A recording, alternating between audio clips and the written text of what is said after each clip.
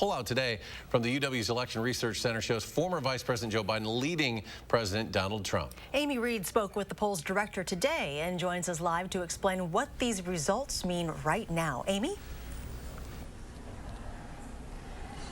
The poll center's director made things clear right off the bat. This is a snapshot of how people are feeling right now, not necessarily a prediction for what's going to happen in November, but the way that respondents feel right now in Wisconsin, Michigan, and Pennsylvania shows Biden may have a leg up on perceived failures of Trump.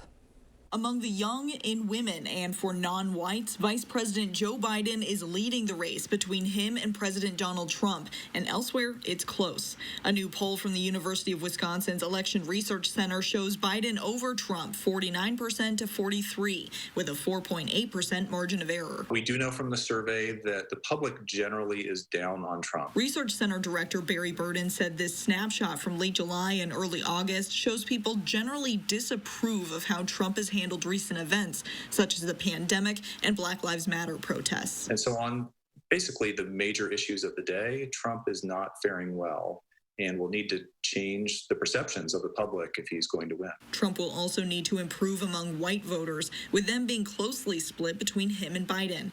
The results today are similar to other recent polls. CBS News over the weekend had Biden over Trump 48 to 42 with a 3.8% margin of error. And progressive-leaning Focus on Rural showed 51% of rural Wisconsin voters picking Biden over 39% for Trump.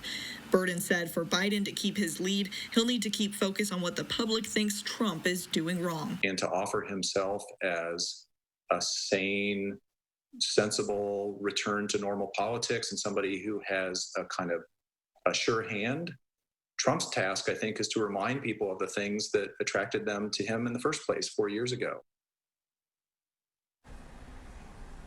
One concern many Americans have watching polls in this election is that many feel misled by those in 2016, some which showed Clinton easily winning. Burden said, though, a lot has changed this year, including that in 2016, state and national polls disagreed. And this year, as you saw in that story, we're seeing state and national polls in agreement over Biden's lead. Amy, thank you.